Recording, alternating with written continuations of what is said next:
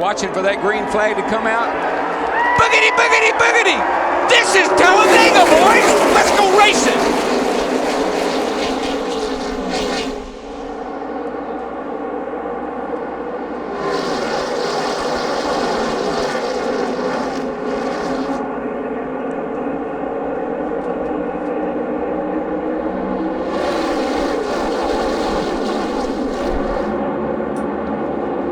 Wide turn 2, Matt Kenseth trying to make some way up the middle. Bowyer in the center.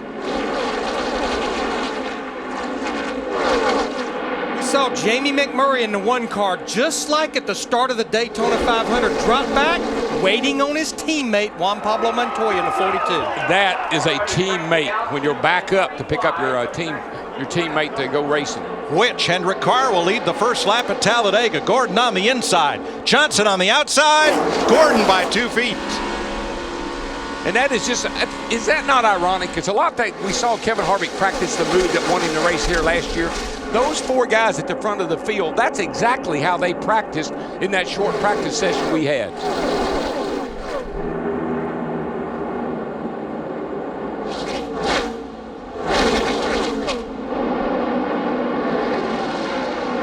Darrell, that middle lane we used to refer to as the sucker hole. Can Matt Kenseth and Jeff Burton make any time there? You just don't know. Right now, you're going to try a lot of different things. You're going to try that middle. You're going to try the outside. You're going to see how far back you can get and how long it takes you to catch up. You got a lot of things to work through right here early in the race. And we're looking at Denny Hamlin there in the 11 car in the middle. He really doesn't have a partner. It looks like Martin Truex Jr. in the 56. We're riding with him, trying to get to the rear bumper of Hamlin. Kenseth's move worked well. They've come up to 7th and 8th place. I just don't think you're going to go anywhere very fast without somebody helping you. Oh, Travis Kvapil in the 38. Threads the needle, and he looks in the mirror. Kyle Busch on the way. That is help with the great big H in that 18. I think we need to well document how this works. It's not that the guy in front rolls out of the throttle. It's not that the driver behind gains a bunch of power. The driver in front's wide open on the throttle, dragging the brake just a little bit to let that other driver get up there too. Yeah, they use it. They call it hooking up. You know, we got to get hooked up. May have a lead change down in 1 as Bowyer sweeps to the outside. But Jeff Gordon holds sway. Here's Steve. Hey, Mike, just listening to Jeff Gordon and Mark Martin talking about letting Mark get out in front and lead a lap, but what's surprising about it is they talk about like they're going to get a gallon of milk. Very poised, very calm. It's early, Steve. It's early. Exactly. Michael Waltrip making just an occasional start this year. He now runs in 5th. He's locked onto the back bumper of Clint Bowyer. He's got a little 15. He's got a little incentive today, Larry. I mean, driving that Auburn car. All the Auburn eyes watching that car. A lot of Auburn folks here today, the coach. And you're looking for a surprise. Look at Landon Castle in that 09. Remember, that's the James Finch team that Brad Keselowski won a race here for. Strong affiliation with Hendrick Motorsports. They have the Hendrick power under the hood of that car. 3 wide for 3rd place. Now you'll see these guys duck to the right, pull out to the right side of the car they're pushing. That actually, I talked to some of the drivers, that when you move out to the right, it actually stabilizes the car in front. And another thing that helps there is when you're tucked up like we're seeing Mark Martin in that 5, you're getting no air in there to cool the radiator. Yeah, so you got to get air. That's one of the things you do when you duck out like that. But it also, I can't believe they say it stabilizes the front car. Here comes Bowyer for the lead, and look at the speed differential. 6 miles an hour, as much as 6 miles an hour faster than Jeff Gordon. And we have our first lead change of the day as Clint Bowyer goes to the front, but not for long. Well, Michael Waltrip in the 15 got off the 33 car, and they lost all that speed. I think Michael will be a little bit cautious. You remember he was pushing David Ruderman at Daytona. Very similar situation. Didn't work out too good. I think he gave Bowyer a break there. Krista? What happened? Michael got loose. He just came on the radio to tell Clint, I got loose. Sorry about that. Look how much it's cost them. We're looking at Joey Logano here in the 20 car. He's pushing his teammate Kyle Busch. Now they started back in the 34th and the 36th position. Joey Logano pushed Kyle Busch to the win yesterday. Boy, that's trouble right there, Larry. I mean, it's not that big a problem maybe for him out front. It's going to make his car actually faster for a little while. What we're talking about is simply debris across that grill opening. I'm talking about getting air in there to cool the radiator. So Jeff Gordon has to do one of two things: stop in his pit, which he doesn't want to do, or get somebody right in front of him so the change in air pressure can clean that debris from the opening below his front bumper. Well, you would like to be able to cover that opening up for the radiator right there for a little while, but you can't stand that very long. But it'll make your car a little faster while it's on there until it gets too hot. Talked about first-time winners. I look at those two cars at the top side. Paul Menard in the 27 being pushed by David Reagan in the 6. Two guys. 180 on the water. It's creeping up. It was good. Now it's creeping up. Yeah, 10-4. Big run coming through the middle here, guys. 33, one back, one lane. That's trying to get outside the 5 here. And right with them on the bottom, the blue car of Kyle Busch and the orange one of his teammate, the 20 of Joey Logano. They've worked their way up to 5th and 6th. They didn't have that speed for qualifying, but we saw in drafting practice on Friday where they were really good in this configuration right here. And now to the outside, the 39 of Ryan Newman, a Chevy being pushed by the number 11 Toyota, Denny Hamlin. Boy, that Ryan Newman has some of the worst luck on these restrictor plate tracks. I'd just like to see Ryan bring the thing home on all 4 wheels today. He would too.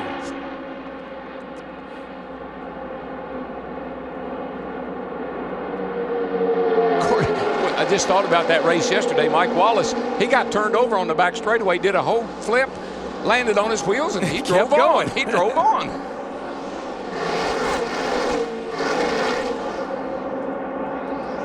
I just think that 24, Larry, is going to be hard to pass with that stuff on the grill because that's almost like qualifying trim for him. As long as the temp doesn't go up, it's going to make him fast.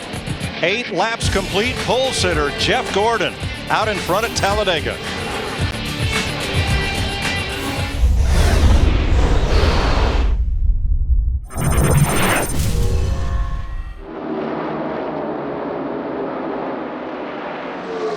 We have a new leader. You hear anything? Yeah, that was not an earthquake. That was the crowd here at Talladega when Dale Earnhardt Jr. took the lead a second ago. We have another new leader, Brad Keselowski, who will lead to the line. Ooh, 3 wide. Kenseth up the middle. And the leader is Kenseth, half a car length. I know we've got 134 laps to go, but don't be surprised that that's not the way this race ends in 134 laps.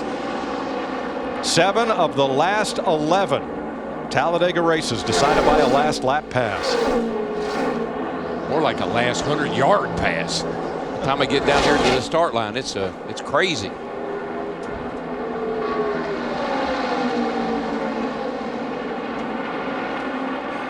Darrell talked about it in the pre-race show. We got a long way to go. Dale Earnhardt Jr., 1 win in the last 177 races. Dale Jr., if he leads to the line, it'll be the 21st race at Talladega he has led in 23 starts. And he does. And you know, guys, we don't know how good the Hendrick cars were at Daytona. They all got wrecked. I'm able to run full throttle up here, obviously, just FYI.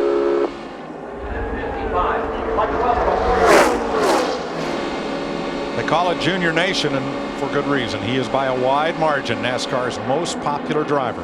Especially when you get to Talladega. I mean, if you say Talladega to anybody around even Franklin, Tennessee, or anywhere down this way, it's always Junior.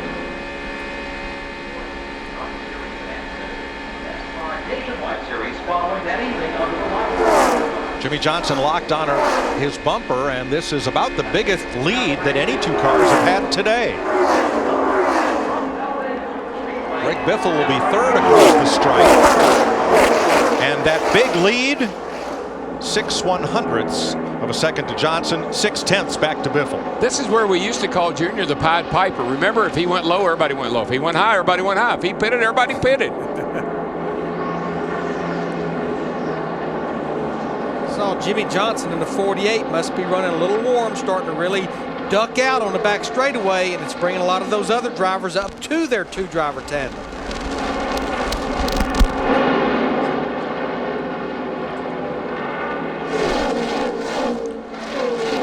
Greg Biffle moving on the inside with help from Daytona 500 winner Trevor Bayne.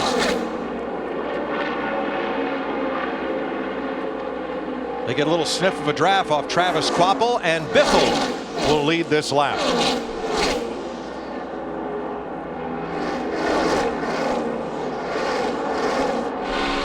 And we listened in on Dale Earnhardt Jr. I'm able to run full throttle up here, obviously, just FYI. You said you could? Yeah, absolutely. Therefore, car cools a lot better, too, for my position. Dale Jr. and Jimmie Johnson, who now run 5th and 6th. Fords at the front, 4 of them. 3 from Roush Fenway and the 21 of the Wood brothers.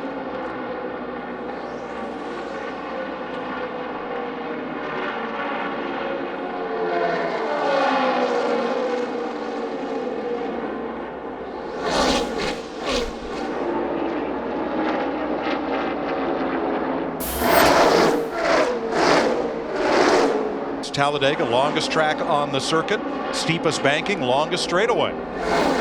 Since NASCAR began using electronic scoring, all 28 margins of victory under 0.4 of a second. And as we've mentioned, 7 last lap passes in the last 11 races here. Dick? Before the start of the race, Mike, some of the drivers tried to make deals with other drivers, and in some cases it's really worked. Certainly Jimmie Johnson and Dale Earnhardt Jr. is a case in point. Greg Biffle told me before the start of the race he was going to run with whoever he could, and he didn't care who it was. If somebody was fast, he was going with them. That somebody is Trevor Bayne, and Bayne wants the lead. Gets it. I think that was planned. They needed to make the exchange.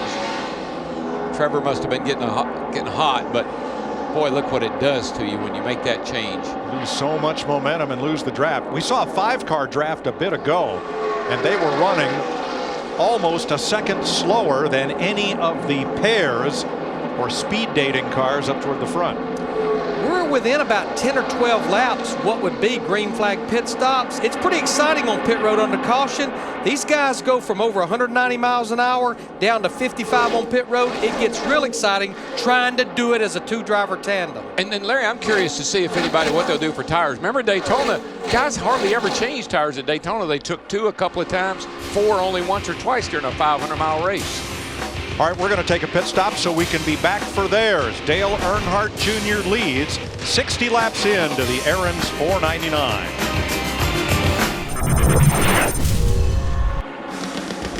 New leader in Talladega, that is Ryan Newman for Stewart Haas Racing with Kyle Busch. They're lapping past Landon Castle and trying to stay Trouble, out. turn 3, Mike, sorry. Cars around everywhere. 3, 4 against the wall and sliding down to the inside. Reagan's in it. Casey Kane, Marcus Ambrose, Trevor Bayne, and Brad Keselowski.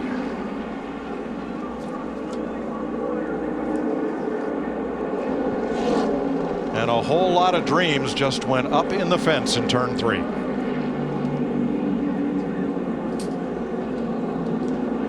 Second caution of the day comes out at lap 90. Casey Kane aflame, and not going to get back to pit road with that one, perhaps. No, it looks like he'll make it. At least get to a fire extinguisher with it. I think that's what he's looking for, a safety crew. And there's Trevor. Trevor going to climb out. David Reagan. And let's watch from Trevor Bayne. As Casey Kane climbs out, he's okay. And Keselowski may have been bumped by his teammate. Boy, it sure looked like it. Think back to that first caution, it was Kurt Busch that got into Landon Castle as well.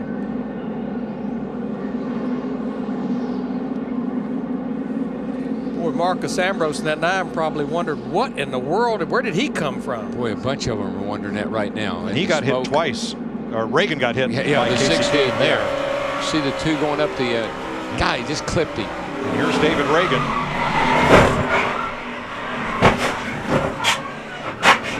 Just getting pounded.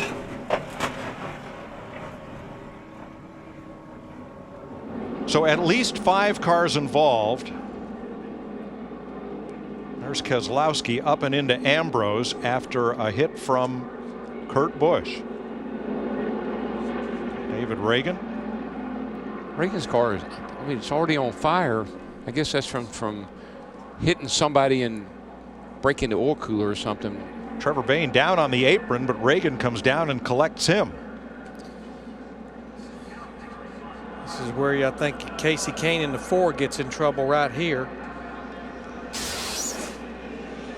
Keselowski's Blue Deuce.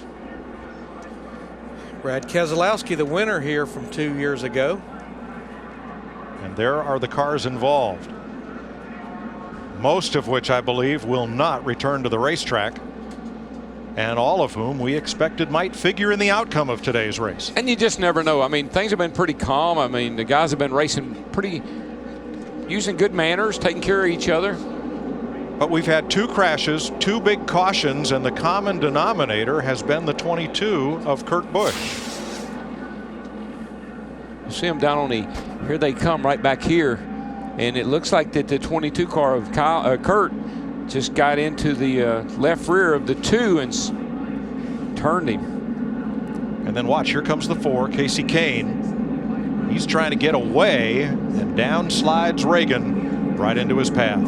He didn't even know he was there. He couldn't see him for the smoke. I know we can, but you can't when you're out there in the car. But I don't know where all that fire came from out of that Yeah, he had car. not been hit yet. It didn't look like he'd hit anything yet. That's weird. Casey Kane. Mike, you talked about all 5 of these guys could be players. All 5 of these drivers had led this race at one point or another during the day. All right, we'll clean up. Pit road remains closed. We're under caution in Dega.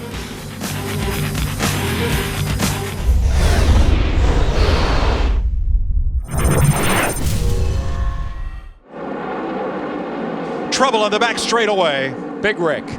Kyle Busch is against the wall, and other cars are damaged. 49 laps to go. Matt Kenseth is in it. Lot of right front damage. And Joey Logano and Kyle Busch would have been a major part of this one. Watch the orange number 20 of Logano and the blue 18 of Kyle Busch. Right at the top up here of your screen. Just haven't liked this personally. I haven't liked this combination. It was right there on the exit of the corner. Looked like his car was a little bit loose to begin with. Allmendinger spins. With the 11 car of Hamlin, great job of missing that. Here's another look.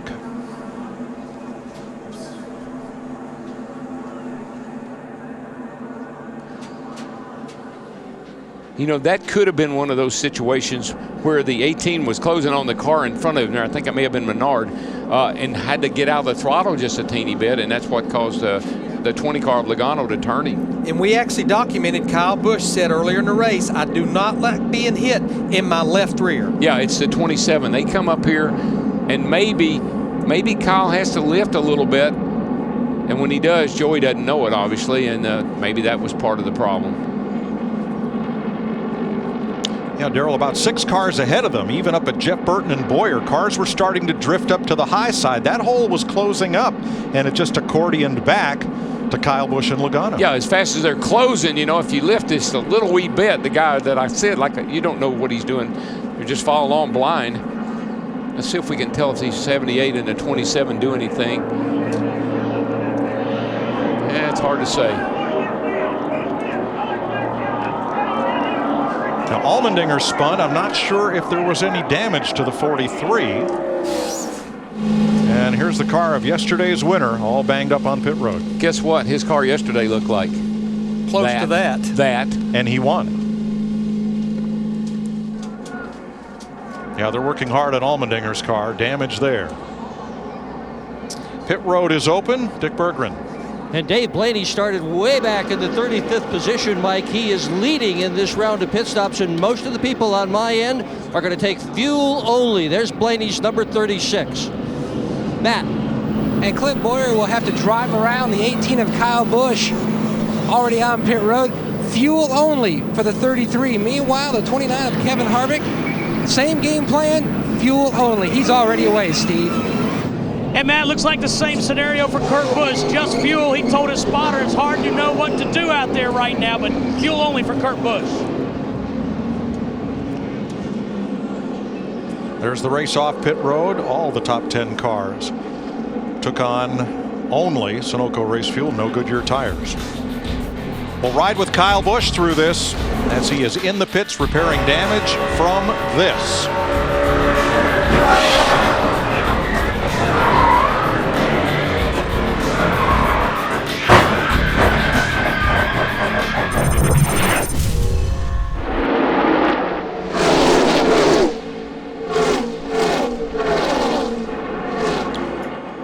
Things getting busy at the front of the pack. Harvick the leader. Here comes McMurray. Here comes Truex.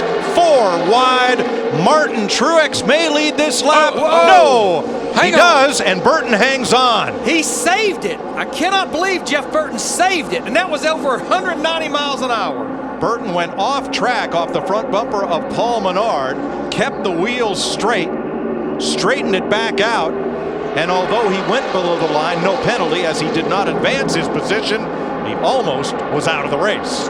So thankful when they paved all this down the front straightaway right here at the start-finish line. You're going to see him take a little bit of a wild ride right here in the old cat car. She is out of control. Never lifted. Right back up in front of Menard and kept on digging. That was tense. Kurt Busch emerges with the lead. Joey Logano on his bumper. And here comes Harvick once again with help from Bowyer.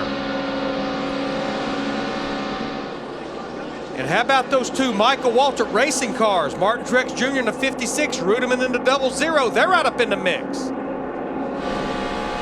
Rudiman's pretty good here. Larry and Mike. Riding with Martin Truex.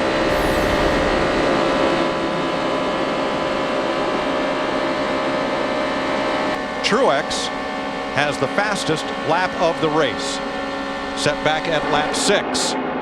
Biggest mover, you're looking at him, number 29, Kevin Harvick, up 36 spots from where he started.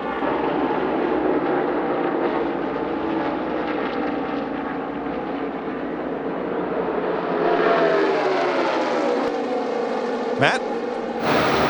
Mike, about 5 laps ago, Bowyer told Harvick to take the high line, give up the bottom. That way, if they needed to, they could aerodynamically stall out the two cars in the bottom. And they did just that about 2 laps ago with Logano and Truex.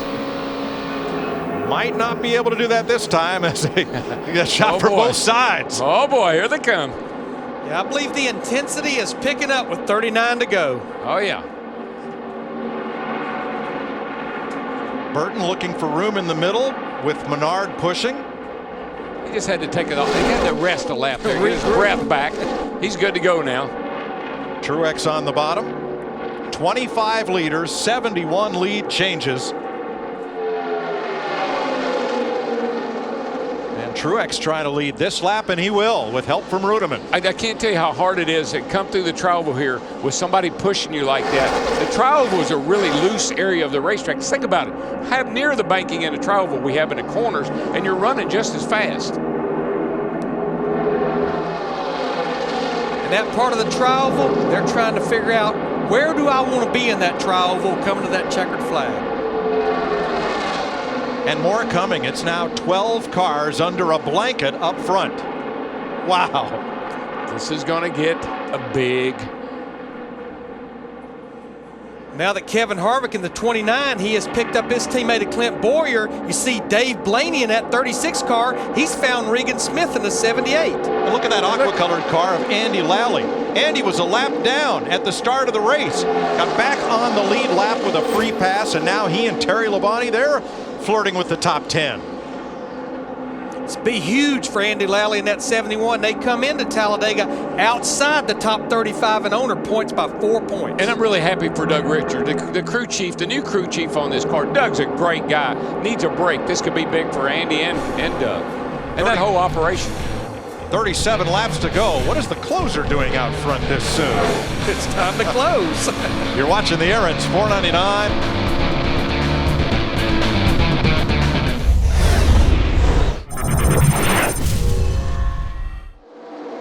21 to go, green flag.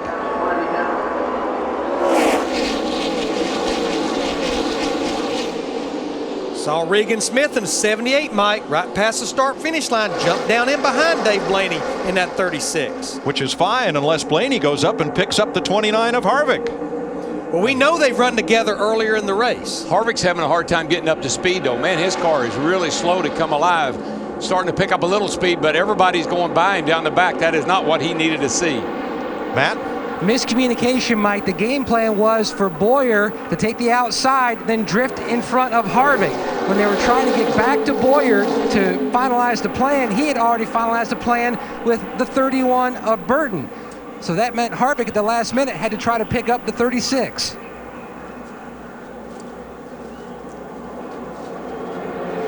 Confusion. Well, here's what Clint Bowyer said before the restart. Obviously what we need to do here is take the top, get on Kev's channel, just have him clear you down, but wait on that line. I mean, do that or just stay there and work with Burton, whatever you guys want me to do.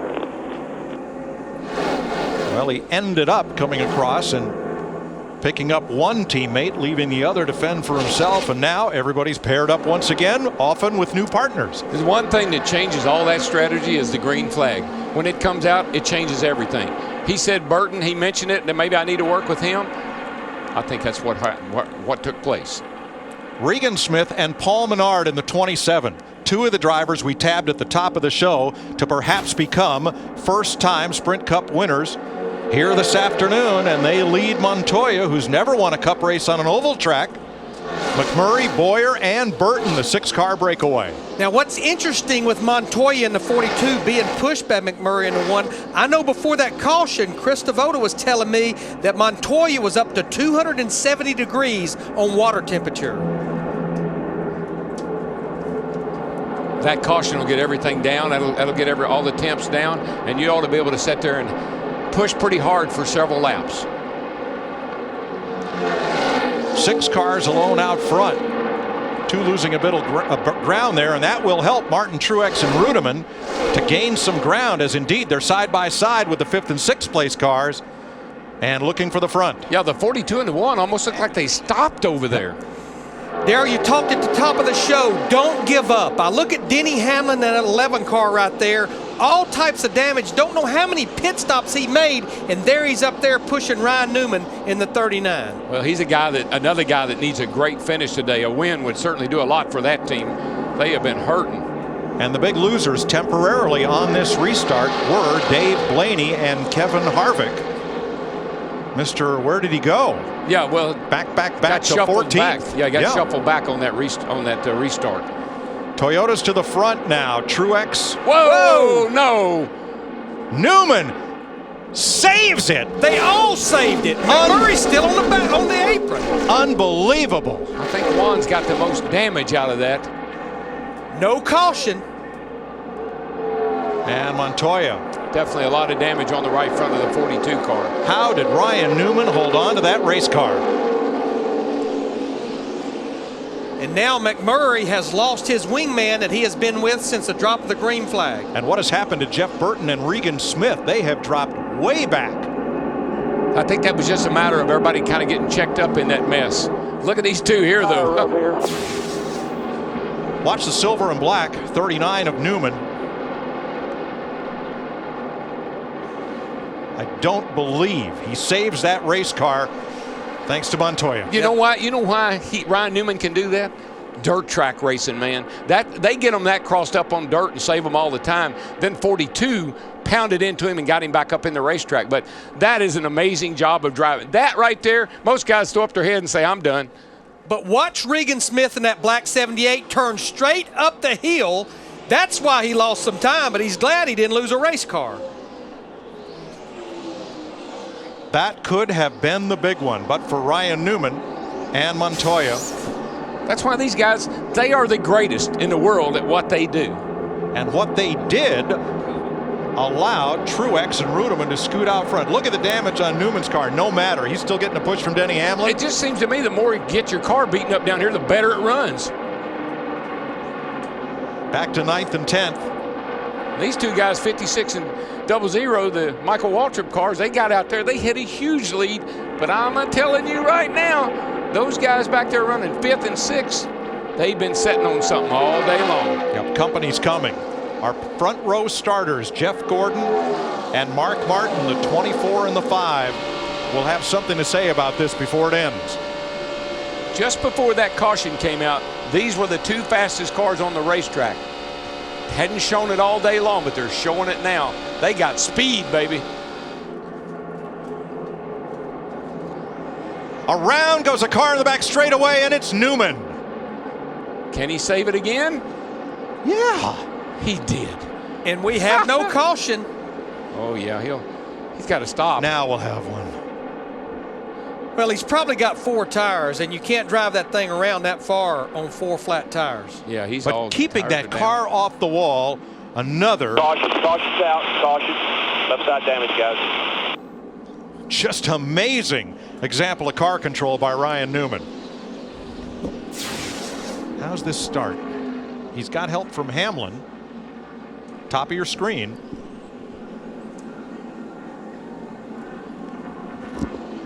We just got into him just a little bit wrong right there, and it doesn't take a whole lot of just.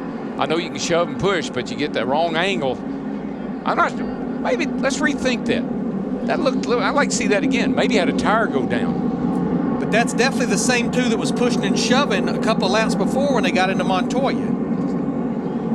190 miles an hour, headed for the inside wall. Ryan Newman locks the brake, unlocks it, gasses it, keeps it off the wall. Not sure about that left rear. You know, that all that damage down the left side, it could have knocked the valve stem off or cut a tire down a little bit. Could have got a flat when he hit Montoya. Yeah, right. That's ago. what I'm saying when he got together. Speaking of flats, that's Montoya's car. A lot of right front damage. But here's a driver that hung out at the back with his teammate almost the entire race, and now with less than 15 to go on pit road tore up.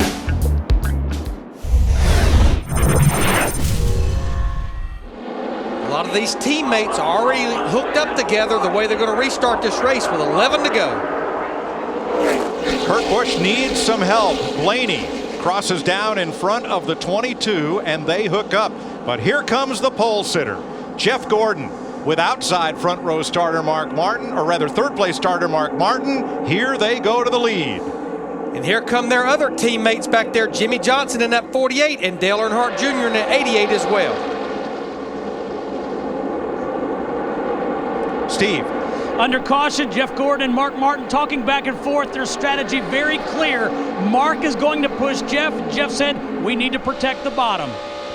Well, they left it open long enough for Kevin Harvick and Clint Boyer to shoot through, and they have run a lot of laps at the front of this field together today. Oh, that's the race. And to me, the 29-33, the 24 and the 5, that's going to be the race. And then you got the 48 and the 88 up here. I'm not sure about them. 10 laps to go.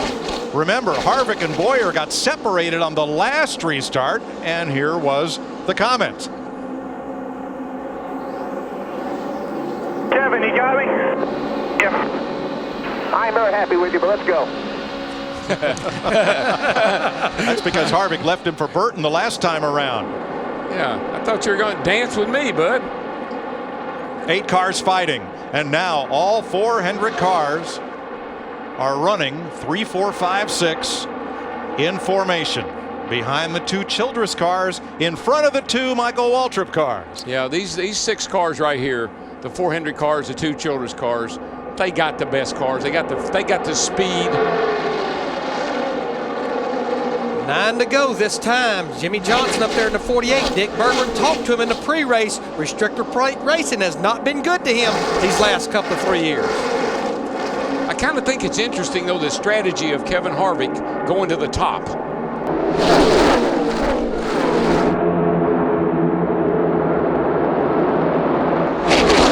.5 laps to go. And there are still 16 cars within sight of the lead, and that pack keeps getting bigger. And 16 drivers that think they can still win this thing. To the front, once again, Dave Blaney. What a shot in the arm for Tommy Baldwin Racing this could be if he and Kurt Busch could prevail.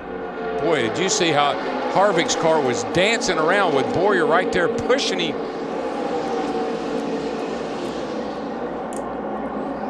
Oh boy.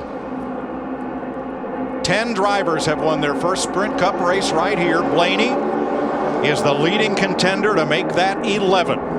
I'm just not sure about that strategy of running the high line, the 29 to 33. Man, it's leaving a lot of room down below for people to go sailing by. But Blaney leads. Car owner Tommy Baldwin is up on the roof spotting for his driver. You see him, he's in a light blue shirt up there on the radio. Third man from the right. There he is, just poking in with a dark black cap and sunglasses. He's got to be so proud, Larry. No matter what happens, he's got to be a proud man of what he's accomplished here today. 7 laps to go. And we've got 20 drivers within 2 seconds of each other right now. Kurt Busch pushed his then teammate Ryan Newman to a Daytona 500 victory. You know what, Larry? I think the 88 and the 48, they may need to swap. I think the 88 in front is faster than the 48 in front of him. Are we getting too late to swap, though? You lose a lot of time when you swap. Well, yeah, we're running out of time, but they don't seem to have quite have enough speed. You can stay up there for a while, but when you have to make the exchange, that will cost you. Matt. Mike, that was the problem with Boyer and Harvick. Boyer felt like that their tandem was much better with Harvick pushing, so they made the exchange last time through the tri-oval.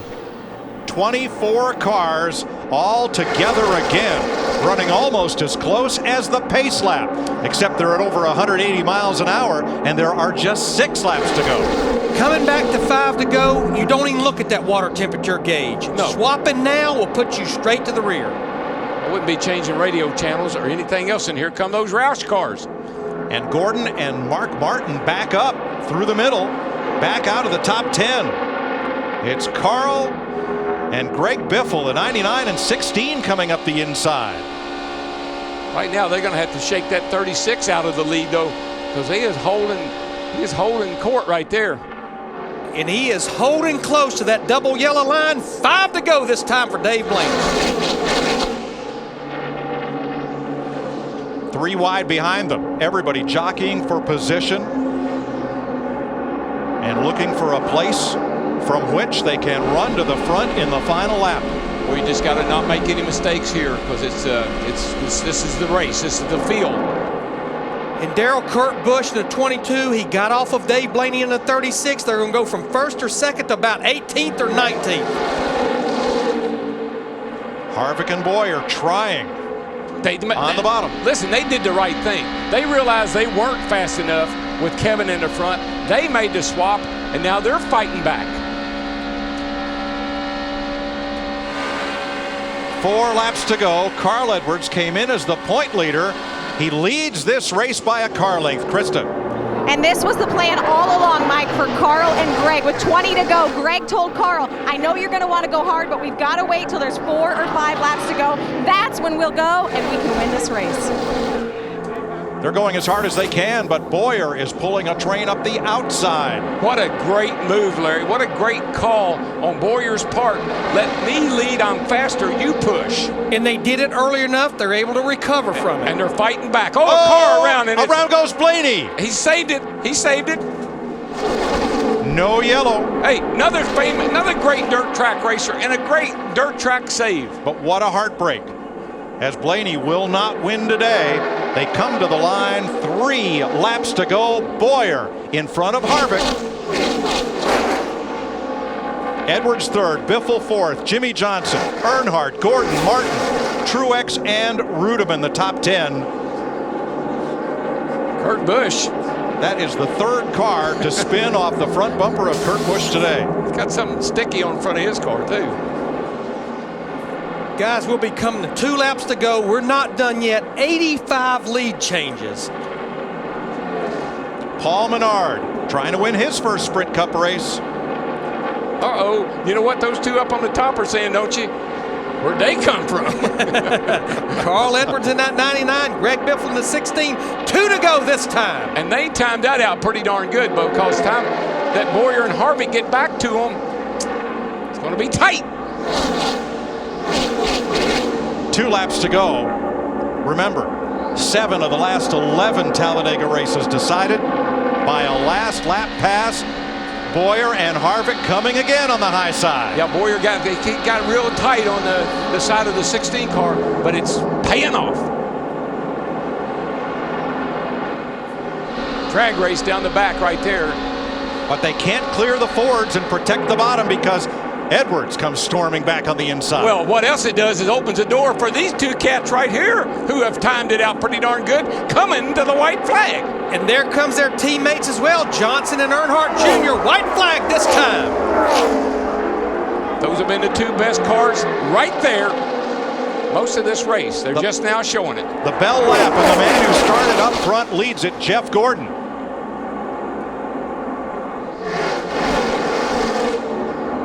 But here comes the next 2 pair. These 2 cats right here, they may have timed it out too. Let's see what happens down the back. Now they will get a draft off Mark Martin. And here's the slingshot to the outside. Stay together.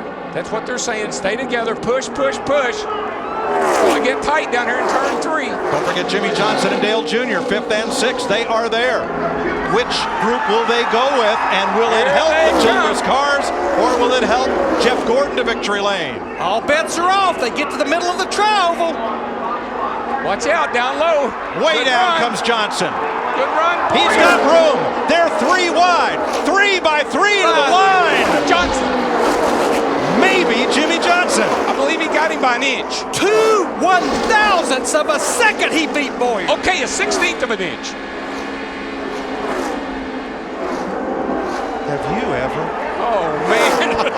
Oh, man. No, we have I have never seen anything like that. Woohoo! What a finish.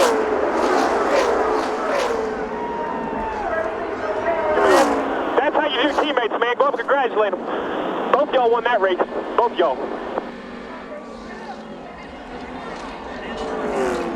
An unbelievable finish where Jimmie Johnson had just enough room between the 2 cars on the inside and the double yellow line, because crossing that would have cost him the race. He had the room. He made it work. It's amazing how things will work out sometime for you, and sometimes that time it worked to perfection. Watch this. As they are right now, Jimmie Johnson with the victory. Jeff Gordon watching Boyer, seeing if he can beat Boyer. Left just enough room on the inside for Johnson and Earnhardt. Right there in the tri-oval, it's Boyer's race. Yeah, it looks like Boyer's pulling ahead, but then all of a sudden they hit that wall of air. Here comes that 48.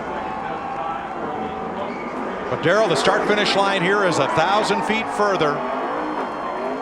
And look how close it is, 4 wide at the wire.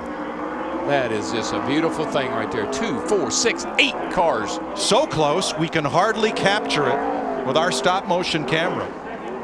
There's a look at it, and there is the margin. Darrell, this so reminds me of 1981, when you're looking over at Terry Labonte to make sure you beat him.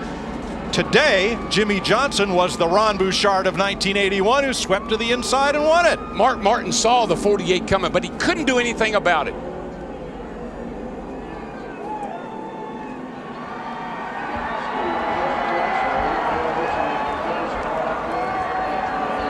Jimmie Johnson and Dale Earnhardt Jr. never left each other all day.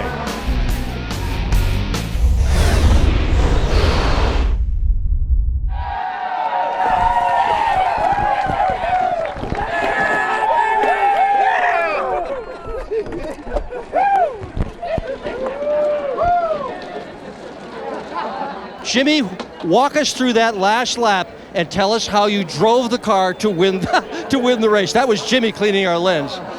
Man, I thought we were in trouble. Something happened with like 2 to go, and we got disconnected and had a really tough time here in Junior on the radio. So I didn't know what he was saying or what he needed, but we were disconnected, and I got us back together, and I think he was overheating. But we got hooked up and rolling, and then all of a sudden it was just 2 groups in front of us. Had a big run down the back. I thought at the bottom. They protected it, and then I just rode through 3 and 4, and I'm like, we'll get another chance, I hope. And they were worried about each other in the 2nd and 3rd lane and left that bottom open, and we had some big mo on our side, and off we went. So it's great to have a planned workout. I mean, we agreed to work together. Really, we wanted to in Daytona, it just didn't work out. But this 4888 shop is awesome, and I can't thank these guys enough. Can't thank Junior enough. He made the decision that my car was faster leading, and the way these things have been finishing up, that lead car is going to have the win. So in some respects, he was more worried about the team having a good performance than anything, and very responsible for this win today. So big thanks to Lowe's, the fans, my fans, all these fans out here watching this race. And looks like we're going to have a little fun tonight. These guys are getting rowdy. Looks like the guy who gets the checkered flag doesn't get to keep it. You gave it away. Well, I got it, and I gave it to him. He goes, I don't want it. I said, well, I got to give you something. Here, thanks. So he's got the checkered flag over there, and can't wait to tilt the cold one back with him and thank him for good job done today. Well, Jeff, I heard you commiserating to an extent with Mark Martin once you guys crossed the start-finish line. It's hard to describe to the fans what that finish was like. Yeah, you know, you can't always control what position you're in, but I mean, we took the lead, you know, coming to the white flag. It was just a little bit too early, but we had the momentum. We got the pass done, and we had to just ride it out from that point on. And, you know, we blocked the bottom, and the 29, the 33 got on the outside of us, and we were maintaining there. It's kind of a drag race, and that just opened up the slot for the guys behind us to get momentum and get to the inside of us. So we could have maybe tried to block it, but, you know, I'm pretty happy with our drive to Hunger Chevrolet. Don't forget to text Hunger to 50555. Mark Martin was an awesome teammate today, and I thought there at the end, the fans couldn't ask for a better show than that with 10-15 to go. Last fall, he went to victory lane, almost scored another Talladega win. You had the game plan working. Is there anything you could have done different? We did everything we could do. The BB&T Chevrolet, she did everything she could do. It just circumstances, man. I saw them coming in the mirror, you know, even through Kevin, and I was like, 24, better block him, guys, and they were too worried about racing us, you know, as we were them. Just all hell broke loose is exactly what just happened, but that's what makes this place awesome. You know, it is a good finish for us. Very frustrated that we didn't get to win, but man, I tell you, I hope the fans enjoyed that finish. That's what Talladega is all about, and that's why these people come out by the hundreds of thousands for this place. Just want to thank Cheerios, Hamburger Helper, American Ethanol. Didn't thank him last week. Everybody on board the 33 car, we appreciate it. Thanks. Dale Earnhardt Jr. talking to his crew chief, Steve Letarte. Another good finish for this race team. Dale, this is a track and a race that ultimately requires teamwork more so than any other. Talk about all you could do at the end. Well, I was more comfortable pushing Jimmie, and I think we're the faster combination that way than me leading. And for some reason, when I was leading, I would drive off his nose, and even running quarter throttle, I'd just get away from him, and we couldn't stay together. So we just kind of hung in there, and we got clear of the pack coming to the white, and I told Jimmie this to not lift no matter what, and he was telling me, all right, man, it looks like the middle, no, not the middle, we're going to the bottom. And I just tried to stay in the back of him without wrecking him. We come through the travel, and I lost the nose. When we got on the inside of Mark and behind the 48, I lost the nose and doored Mark and about wrecked myself, but somehow or another I was able to give Jimmie enough of a shove to get through there. And, you know, if I couldn't win the race, I was wanting Jimmie to win the race because I'd worked with him all day long, and he's my teammate, and I'm proud to be driving for Hendrick Motorsports, and it was a great finish, a great weekend for us to be able to qualify like we did, to be able to race like we did. We got awesome engines. They build great cars, and we all finished very well today, and that's a tribute to the craftsmanship we have back in Charlotte. I want to thank my sponsors, NASCAR and Amp Energy.